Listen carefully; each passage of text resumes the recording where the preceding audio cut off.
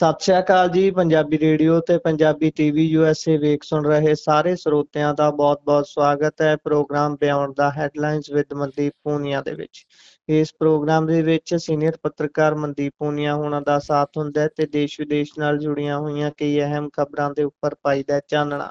ਸੋ ਨਾਲ ਜੋੜਦੇ ਹਾਂ ਪੂਨੀਆ ਜੀ ਨੂੰ, ਫਿਰ ਰੁੱਖ ਖਬਰਾਂ ਦਾ ਕਰਾਂਗੇ। ਬਹੁਤ-ਬਹੁਤ ਸਵਾਗਤ ਹੈ ਜੀ। ਜੀ ਸ਼ੁਕਰੀਆ। ਸਤਿ ਸ਼੍ਰੀ ਅਕਾਲ ਗੁਰਪ੍ਰੀਤ। ਸਤਿ ਸ਼੍ਰੀ ਅਕਾਲ ਜੀ। ਸੋ ਸਭ ਤੋਂ ਪਹਿਲੀ ਖਬਰ ਤੇ ਜੇਕਰ ਆਪਾਂ ਚੱਲੀਏ ਤਾਂ ਭਾਰਤ ਪਾਕ ਦੇ ਕਨਫਲਿਕਟ ਦੇ ਵਿਚਾਲੇ ਆਪਸੀ ਹਮਲਿਆਂ ਦੇ ਵਿਚਾਲੇ ਬਹੁਤ ਸਾਰੇ ਲੋਕਾਂ ਦਾ ਨੁਕਸਾਨ ਹੋਇਆ। ਬੇਸ਼ੱਕ ਉਹ ਜਾਨੀ ਹੋਵੇ, ਬੇਸ਼ੱਕ ਮਾਲੀ। ਜਾਨੀ ਨੁਕਸਾਨ ਦੀ ਤਾਂ ਭਰਪਾਈ ਕੀ ਹੋਣੀ ਹੈ, ਪਰ ਜਿਹੜਾ ਮਾਲੀ ਨੁਕਸਾਨ ਹੋਇਆ ਹੈ ਉਸ ਦੀ ਭਰਪਾਈ ਕਰਨ ਦੀ ਜਿਹੜੀ ਕੋਸ਼ਿਸ਼ ਕੀਤੀ ਗਈ ਹੈ ਸਰਕਾਰਾਂ ਦੇ ਵੱਲੋਂ, ਉਹ ਵੀ ਇੱਕ ਮਜ਼ਾਹੀਆ ਕਿਸਮ ਦਾ ਮਾਹੌਲ ਬਣਾ ਕੇ ਛੱਡ ਗਈ ਹੈ। ਉਧਰ ਪਾਕਿਸਤਾਨ ਦੀ ਬੰਬਾਰੀ ਦੇ ਨਾਲ ਜਿਹੜੇ ਮਕਾਨ ਟੁੱਟੇ ਸੀ ਉਹਨਾਂ ਨੂੰ ਮਿਲਿਆ ਜੀ ਮੁਆਵਜ਼ਾ, ਤੇ ਮੁਆਵਜ਼ਾ ਕੁੱਲ ਮਿਲਾ ਕੇ 1,30,000 ਰੁਪਈਆ। ਇਹ ਉਰੀ ਦੇ ਵਿੱਚ ਮਿਲਿਆ ਤੇ ਉੱਥੋਂ ਦੇ ਲੋਕ ਇਸ ਮਿਲੇ ਹੋਏ ਮੁਆਵਜ਼ੇ ਦੇ ਬਾਰੇ ਆਖ ਕੀ ਰਹੇ ਨੇ, ਪਾਇਓ ਜਾਣਨਾ। ਹਾਂਜੀ, ਤੁਸੀਂ ਸਹੀ ਦੱਸਿਆ। ਜਿਹੜੀ ਪਾਕਿਸਤਾਨੀ ਬੰਬਾਰੀ ਹੋਈ ਸੀ, ਪਾਕਿਸਤਾਨ ਵੱਲੋਂ ਜਿਹੜੀ ਹੈਵੀ ਆਰਟਲਰੀ ਖੋਲ੍ਹੀ ਗਈ ਸੀ ਇੰਡੀਆ ਵੱਲ, ਉਹਦੇ ਕਰਕੇ ਉੱਥੇ ਕਸ਼ਮੀਰੀਆਂ ਦੇ ਖਾਸੇ ਘਰ ਤਬਾਹ ਹੋਏ ਸੀਗੇ। ਬਦਲੇ 'ਚ ਉਹਨਾਂ ਨੂੰ ਮੁਆਵਜ਼ੇ ਦੇ ਤੌਰ 'ਤੇ ਸਿਰਫ 1,30,000 ਰੁਪਇਆ ਦਿੱਤਾ ਗਿਆ ਹੈਗਾ। ਉੱਥੇ ਜਿਹੜੇ ਲੋਕ ਹੈਗੇ ਆ ਉਰੀ ਦੇ ਰਹਿਣ ਵਾਲੇ, ਉੱਥੇ ਇੱਕ ਪਿੰਡ ਪੈਂਦਾ ਵਾ ਗਿੰਗਲ ਪਿੰਡ ਉਹ ਪਿੰਡ ਸੀਗਾ ਜਿਹੜਾ ਅਫੈਕਟਡ ਰਿਹਾ LOC ਤੇ ਉੱਥੋਂ ਦੇ ਬਸ਼ਿੰਦੇ ਸਜਾਦ ਅਹਿਮਦ ਨੇ ਮੀਡੀਆ ਨੂੰ ਦੱਸਿਆ ਗਾ ਕਿ ਮੇਰੇ ਘਰ 'ਚ ਆ ਕੇ ਗੋਲੇ ਵੱਜੇ ਸੀਗੇ ਅਤੇ ਮੇਰਾ ਘਰ ਢਹਿ ਗਿਆ ਸੀਗਾ। ਹੁਣ ਮੈਨੂੰ ਸਿਰਫ 1,30,000 ਰੁਪਇਆ ਮਿਲਿਆ ਗਾ। ਇਸ 'ਚ ਮਕਾਨ ਤਾਂ ਕਿਵੇਂ ਬਣੂਗਾ? ਇਸ 'ਚ ਤਾਂ ਬਾਥਰੂਮ ਵੀ ਨਹੀਂ ਬਣਦਾ। 1,30,000 ਨਾਲ ਤਾਂ ਬਾਥਰੂਮ ਵੀ ਨਹੀਂ ਬਣਦਾ। ਸਰਕਾਰ ਨੇ ਸਾਡੇ ਜ਼ਖਮਾਂ 'ਤੇ ਮਰਹਮ ਲਾਉਣ ਦੀ ਬਜਾਏ ਨਮਕ ਛਿੜਕਿਆ ਗਾ। ਇਹ ਗੱਲ ਸੱਜਾਦ ਅਹਿਮਦ ਹੋਰਾਂ ਨੇ ਕਹੀ ਹੈ। ਅਤੇ ਉਹ ਦੂਜੇ ਤਰਫ LOC ਦੇ ਪਾਰ ਵੀ ਪਾਕ ਓਕੂਪਾਈਡ ਕਸ਼ਮੀਰ ਹੈ, ਉੱਧਰ ਦਾ ਵੀ ਇਸੇ ਕਿਸਮ ਦਾ ਹਾਲ ਹੈ। ਦੂਜੇ ਜਿਹੜੇ ਗਿੰਗਲ ਦੇ ਆਲੇ ਦੁਆਲੇ ਦੇ ਪਿੰਡ ਨੇ, ਚਾਹੇ ਬਾਰਡਰ ਤੋਂ ਪਾਰ ਹੋਣ ਚਾਹੇ ਬਾਰਡਰ ਤੋਂ ਇੱਧਰ ਹੋਣ, ਉੱਥੇ ਵੀ ਖਾਸਾ ਨੁਕਸਾਨ ਹੋਇਆ ਗਾ ਅਤੇ ਸਰਕਾਰੀ ਮੁਆਵਜ਼ਾ ਮਾੜਾ ਮੋਟਾ ਹੀ ਮਿਲਿਆ ਗਾ। ਅਤੇ ਉਹਨੂੰ ਧੋਖਾ ਮੰਨ ਰਹੇ ਨੇ ਕਿ ਸਰਕਾਰ ਨੇ ਉਹਨੂੰ ਧੋਖਾ ਦਿੱਤਾ ਹੈਗਾ। ਤਕਰੀਬਨ 25 ਦਿਨ ਇਹ ਸੱਜਾਦ ਹੋ ਰਹੀ ਅਤੇ ਇਸ ਵਰਗੇ ਜਿਹੜੇ ਲੋਕ ਸੀਗੇ ਉਹ ਬੇਘਰ ਵੀ ਰਹੇ, ਕਿਉਂਕਿ ਉਹਨਾਂ ਨੂੰ ਬਾਰਡਰ ਤੋਂ ਸ਼ਿਫਟ ਕਰ ਦਿੱਤਾ ਗਿਆ ਸੀਗਾ। ਸੀਜ਼ ਫਾਇਰ ਹੋ ਚੁੱਕਿਆ ਗਾ। ਸੀਜ਼ ਫਾਇਰ ਨੂੰ ਵੀ ਅੱਜ ਆਪਾਂ ਜਦੋਂ ਗੱਲ ਕਰ ਰਹੇ ਹਾਂ 20 ਦਿਨ ਦੇ ਨੇੜੇ ਤੇੜੇ ਹੋ ਗਏ ਜੀ। ਅਤੇ ਉਦੋਂ ਇਹਨਾਂ ਨੂੰ ਦੁਬਾਰੇ ਤੋਂ ਮਤਲਬ ਮਕਾਨ ਬਣਵਾਉਣਾ ਪਊਗਾ ਆਪਣਾ। ਅਤੇ ਮਕਾਨ ਬਣਾਉਣ, ਆਪਾਂ ਨੂੰ ਪਤਾ ਕਿ ਜਦੋਂ ਮਕਾਨ ਬਣਾਉਣਾ ਪੈਂਦਾ ਗਾ ਤਾਂ ਫਿਰ ਸਾਲ ਭਰ ਦਾ ਪੂਰੀ ਤਾਉਮਰ ਦਾ ਆਪਾਂ ਕਹਿ ਸਕਦੇ ਹਾਂ ਕਿ ਖਰਚਾ ਪੈਂਦਾ ਗਾ। ਲੈਂਟਰਾਂ ਦੇ ਵਿੱਚ ਜਿਹੜੀ ਬੰਬਾਰੀ ਹੋਈ ਹੈ ਪਾਕਿਸਤਾਨ ਵੱਲੋਂ, ਮਕਾਨਾਂ ਦੇ ਲੈਂਟਰਾਂ 'ਚ ਵੀ ਆਪਾਂ ਕਹਿ ਲਈਏ ਕਿ ਤਰੇੜਾਂ ਰੱਖੀਆਂ ਨੇ। ਕਈ ਘਰ ਢਹਿ ਵੀ ਗਏ ਨੇ, ਦੀਵਾਰਾਂ ਦੇ ਵਿੱਚ ਸੁਰਾਖ ਕੀਤੇ ਹੈ, ਕਿਉਂਕਿ ਹੈਵੀ ਆਰਟਲਰੀ ਪਾਕਿਸਤਾਨ ਵੱਲੋਂ ਖੋਲ੍ਹੀ ਗਈ ਸੀਗੀ। ਅਤੇ ਕਿਸੇ ਨੂੰ 6,000 ਰੁਪਇਆ ਦਿੱਤਾ ਗਿਆ ਹੈ, ਕਿਸੇ ਨੂੰ ਲੱਖ ਰੁਪਇਆ ਦਿੱਤਾ ਗਿਆ, ਕਿਸੇ ਨੂੰ 50,000 ਰੁਪਇਆ ਦਿੱਤਾ ਗਿਆ ਹੈਗਾ।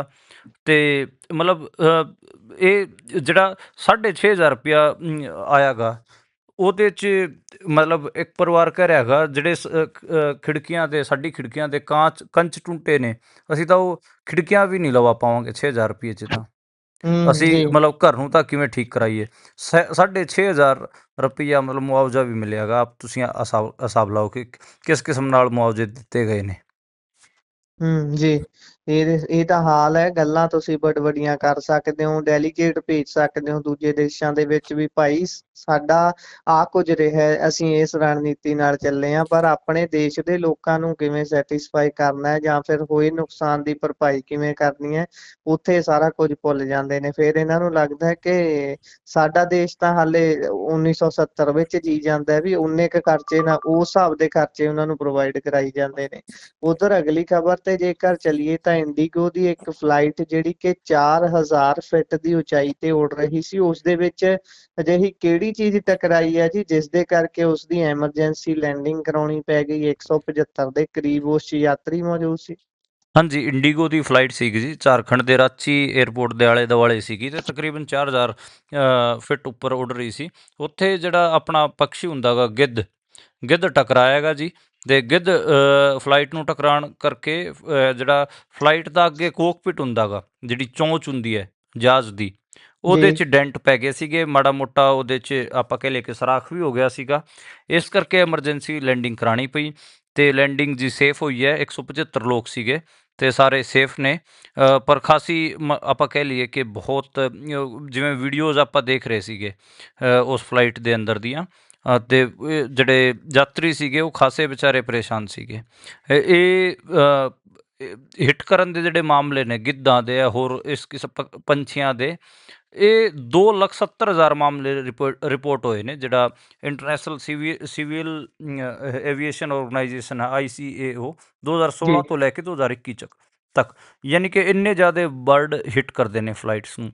ਖਾਸ ਕਰ ਦੇਖੋ ਜਿਹੜੇ ਪੰਛੀ ਦੂਰ ਤੱਕ ਯਾਤਰਾਵਾਂ ਕਰਦੇ ਨੇ, ਜਿਹੜੇ ਜੀ ਕਿ ਜਿਵੇਂ ਸਾਈਬੇਰੀਅਨ ਪੰਛੀ ਨੇ ਜਿਹੜੇ ਕਿ ਇੰਡੀਆ 'ਚ ਆਉਂਦੇ ਨੇ ਜਦੋਂ ਉੱਥੇ ਜ਼ਿਆਦਾ ਬਰਫ਼ਬਾਰੀ ਪੈਂਦੀ ਹੈਗੀ ਆ, ਤਾਂ ਉਹ ਬਹੁਤ ਜੀ ਉੱਚੀਆਂ ਫਲਾਈਟ ਲੈਂਦੇ ਨੇ ਤੇ ਮਤਲਬ ਬਹੁਤ ਆਪਾਂ ਕਹੇ ਵੱਧ ਗਿਣਤੀ 'ਚ ਹੁੰਦੇ ਨੇ। ਯਾਨੀ ਕਿ ਜਾਂ ਫਿਰ ਜਿਹੜੇ ਪੰਛੀ ਜਿਨ੍ਹਾਂ ਦਾ ਸਾਈਜ਼ ਵੱਡਾ ਹੁੰਦਾ ਗਾ, ਤਕਰੀਬਨ 3 ਫੁੱਟ 2 ਫੁੱਟ 4 ਫੁੱਟ ਦੇ ਜਿਹੜੇ ਪੰਛੀ ਹੁੰਦੇ ਨੇ, ਜਿਵੇਂ ਆਪਾਂ ਨੂੰ ਪਤਾ ਸਾਰਸ ਤੋਂ ਲੈ ਕੇ ਈਗਲ ਤੋਂ ਲੈ ਕੇ ਗਿੱਧ ਤੋਂ ਲੈ ਕੇ ਸਾਈਬੇਰੀਅਨ ਪੰਛੀਆਂ ਤੋਂ ਲੈ ਕੇ ਕਿੰਨੇ ਸਾਰੇ ਇੱਦਾਂ ਦੇ ਹਨੀ ਬਜਾੜ ਤੋਂ ਲੈ ਕੇ ਪੰਛੀ ਹੈਗੇ ਆ, ਜਿਹੜੇ ਜੀ ਜਿਨ੍ਹਾਂ ਦੀ ਆਪਾਂ ਕਹਿ ਲਈਏ ਕਿ ਫਲਾਈਟ ਉੱਚੀ ਹੁੰਦੀ ਹੈ, ਲੰਬੀ ਹੁੰਦੀ ਹੈ, ਉਹ ਅਕਸਰ ਟਕਰਾ ਜਾਂਦੇ ਨੇ। ਤੇ ਇਹਦੇ ਕਰਕੇ ਪੰਛੀਆਂ ਦੀ ਤਾਂ ਮੌਤ ਹੋ ਹੀ ਜਾਂਦੀ ਹੈ ਕਈ ਵਾਰ। ਮਤਲਬ ਜਿਹੜੀ ਫਲਾਈਟਸ ਹੈਗੇ ਆ ਉਹਨਾਂ ਦੇ ਕੋਕਪਿਟ ਵੀ ਟੁੱਟ ਜਾਂਦੇ ਨੇ। ਜੀ ਹਾਂਜੀ, ਤੇ ਐਮਰਜੈਂਸੀ ਹਾਲਾਤ ਵੀ ਬਣ ਜਾਂਦੇ ਨੇ। ਮਤਲਬ ਪਿੱਛੇ ਜਦੋਂ ਉਹ ਗੜੇ ਪੈ ਰਹੇ ਸੀ ਉਦੋਂ ਵੀ ਇੰਡੀਗੋ ਦੀ ਇੱਕ ਫਲਾਈਟ ਦੀ ਕੋਕਪਿਟ ਟੁੱਟ ਗਈ ਸੀਗੀ ਤੇ ਮੌਸਮ ਖਰਾਬ ਸੀਗਾ, ਉਹਦੀ ਵੀ ਐਮਰਜੈਂਸੀ ਲੈਂਡਿੰਗ ਹੋਈ ਸੀਗੀ। ਜੀ। ਸੋ ਇਹਨਾਂ ਚੀਜ਼ਾਂ ਤੇ ਖਾਸ ਧਿਆਨ ਦੇਣ ਦੀ ਲੋੜ ਹੈ, ਜਾਂ ਟੈਕਨੋਲੋਜੀ ਨੂੰ ਡਿਵੈਲਪ ਕਰਨ ਦੀ ਇਹਨਾਂ ਚੀਜ਼ਾਂ 'ਚ ਲੋੜ ਹੈ, ਕਿਉਂਕਿ ਇੰਨੀ ਵੱਡੀ ਗਿਣਤੀ ਲੋਕ ਜਦੋਂ ਇੱਕ ਕਹਿ ਲਈਏ ਫਲਾਈਟ ਦੇ ਵਿੱਚ ਹੁੰਦੇ ਨੇ ਤਾਂ ਉਹਨਾਂ ਦੇ ਲਈ ਇਹੋ ਜਿਹੀਆਂ ਚੀਜ਼ਾਂ ਖਤਰਾ ਪੈਦਾ ਕਰਦੀਆਂ ਨੇ। ਤਾਂ ਫਿਰ ਕਈ ਤਰ੍ਹਾਂ ਦੇ ਸ਼ੰਕੇ ਖੜੇ ਹੁੰਦੇ ਨੇ। ਪਰ ਅੱਗੇ ਜੇਕਰ ਚੱਲੀਏ ਤਾਂ ਗੱਲ ਕੋਰੋਨਾ ਦੀ ਕਰਦੇ ਹਾਂ ਜੀ। ਦੇਸ਼ ਦੇ ਵਿੱਚ ਕੋਰੋਨਾ ਦੇ ਮਾਮਲੇ ਲਗਾਤਾਰ ਵੱਧ ਰਹੇ ਨੇ ਤੇ ਖਬਰ ਇਹ ਹੈ ਕਿ ਪਿਛਲੇ 24 ਘੰਟਿਆਂ ਦੇ ਵਿੱਚ ਭਾਰਤ ਵਿੱਚ 6 ਮੌਤਾਂ ਹੋ ਚੁੱਕੀਆਂ ਨੇ ਕਰੋਨਾ ਕਰਕੇ।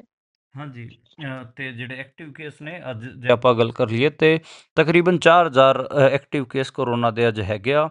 ਤੇ ਜੀ ਪਿਛਲੇ 10 ਦਿਨਾਂ ਅੰਦਰ ਹੀ 15 ਗੁਣਾ ਕੇਸ ਵਧੇ ਨੇ ਤੇ 15 ਮਤਲਬ 15 ਟਾਈਮਸ ਇਹ ਜਿਹੜੇ ਕੇਸ ਹੈਗੇ ਆ ਵਧੇ ਨੇ। ਕੇਰਲ ਸਭ ਤੋਂ ਜ਼ਿਆਦਾ ਪ੍ਰਭਾਵਿਤ ਹੈਗਾ। ਕੇਰਲਾ 'ਚ ਤਕਰੀਬਨ 1435 ਕੇਸ ਨੇ। ਮਹਾਰਾਸ਼ਟਰ ਦੂਜੇ ਨੰਬਰ 'ਤੇ ਹੈਗਾ, 506 ਕੇਸ ਨੇ।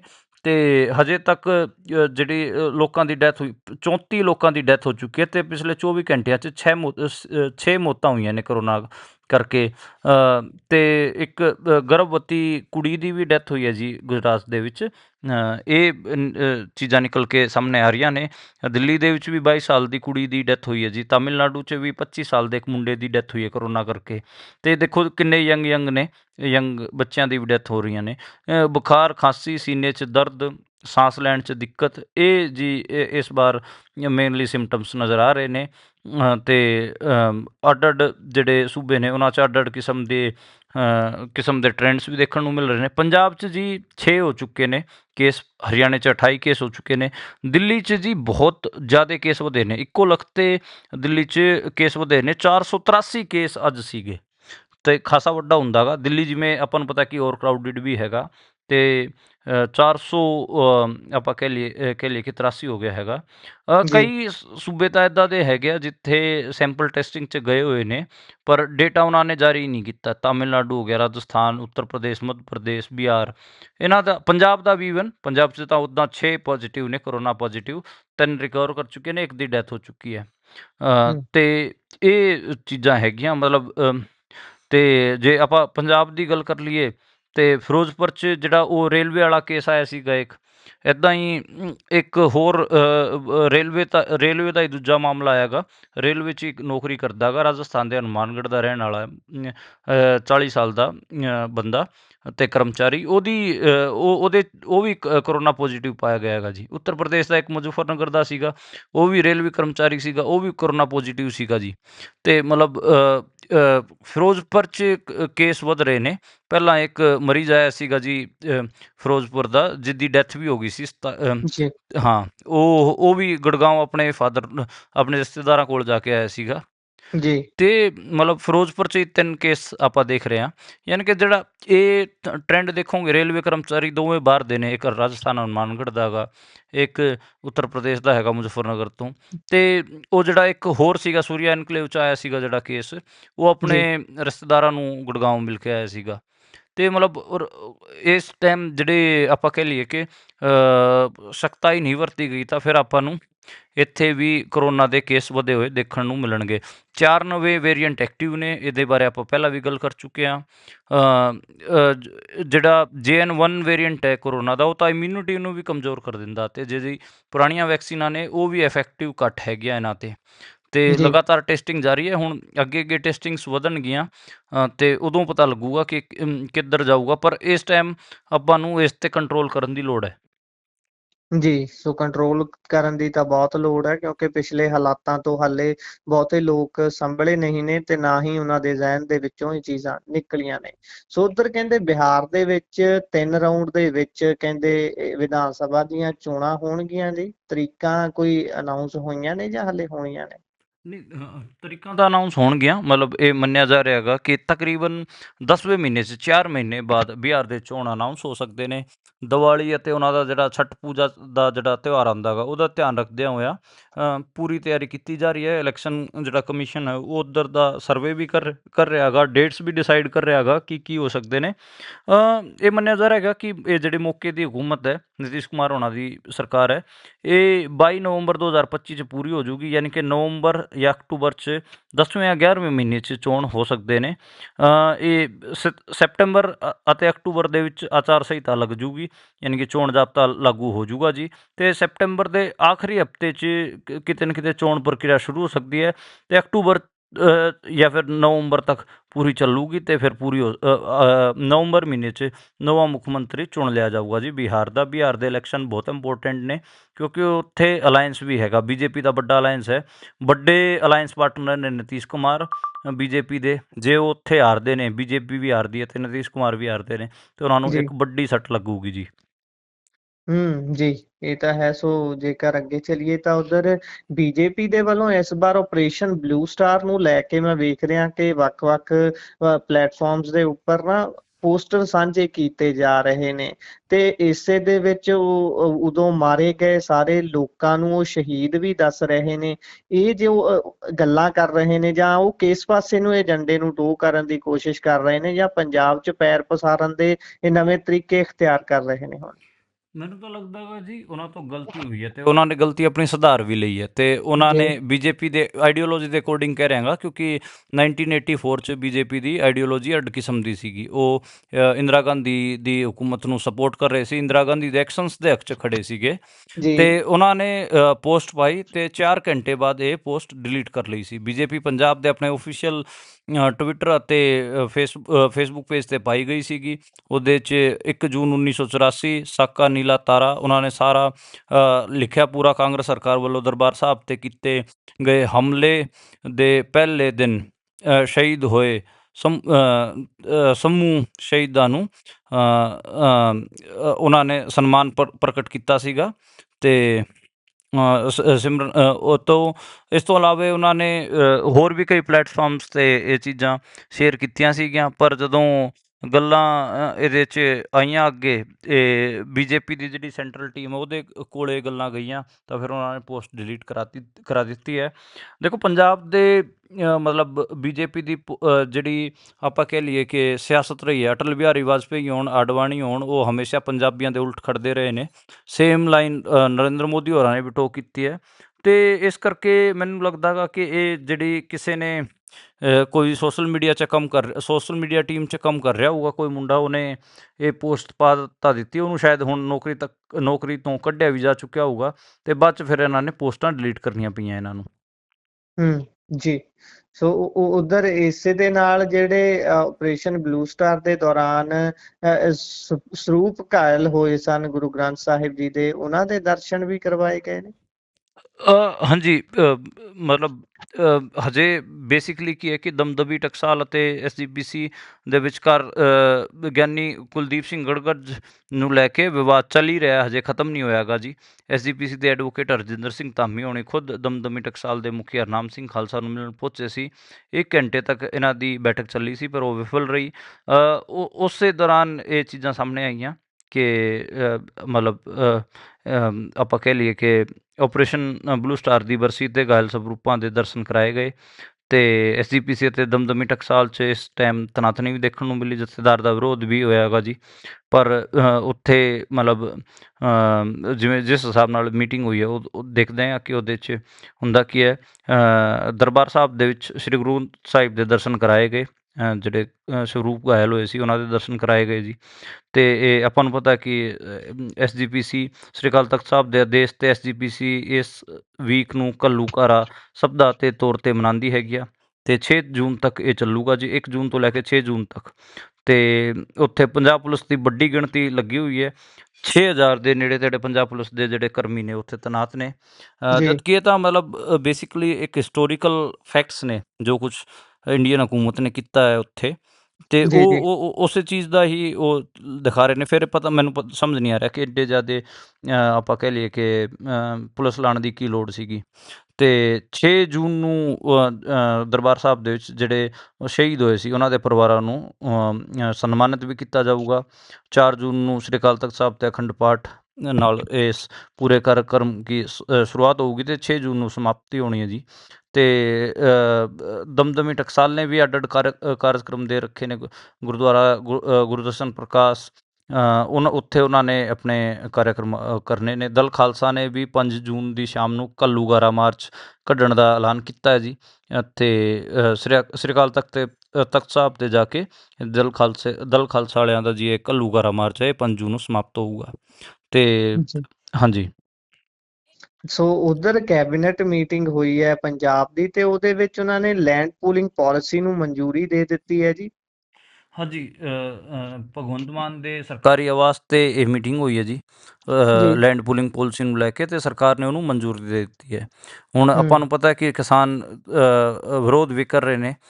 ਇਹ ਮੇਨਲੀ ਤਾਂ ਇਹ ਮੰਨਿਆ ਜਾ ਰਿਹਾ ਹੈਗਾ ਕਿ ਪੰਜਾਬ ਦੇ ਜਿਹੜੇ 27 ਵੱਡੇ ਸ਼ਹਿਰ ਨੇ ਉਹਨਾਂ 'ਚ ਇਸ ਨੂੰ ਨਈ ਲੈਂਡ ਪੂਲਿੰਗ ਪਾਲਿਸੀ ਨੂੰ ਲਾਗੂ ਕੀਤਾ ਜਾਊਗਾ। ਅਤੇ ਇਹਦੇ 'ਚ ਸਰਕਾਰ ਤਾਂ ਇਹ ਕਹਿ ਰਹੀ ਹੈ ਕਿ ਅਸੀਂ ਬਿਲਡਰਾਂ ਨੂੰ ਬਾਹਰ ਕੱਢ ਰਹੇ ਹਾਂ, ਅਤੇ ਕਿਸਾਨਾਂ ਵਾਸਤੇ ਇਹ ਹੈ, ਕਿਸਾਨਾਂ ਨੂੰ ਆਰਥਿਕ ਤੌਰ 'ਤੇ ਸਸ਼ਕਤ ਬਣਾਊਗੀ।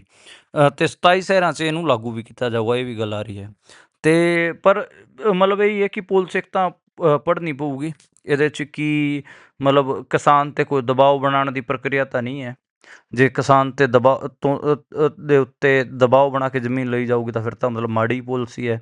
ਐਨਓਸੀ ਦੀ ਵੀ ਹੈ ਕਿ ਇਹ ਵੀ ਦੇਖਣਾ ਪਊਗਾ ਕਿ ਐਨਓਸੀ ਮਤਲਬ ਪੋਲਿਸੀ ਉੱਦਾਂ ਅਮਨ ਅਰੋੜਾ ਨੇ ਪ੍ਰੈਸ ਕਾਨਫਰੰਸ ਤਾਂ ਕੀਤੀ, ਉਹਦੇ 'ਚ ਤਾਂ ਇਸ ਨੂੰ ਵਧੀਆ ਹੀ ਕਿਹਾ ਹੈਗਾ।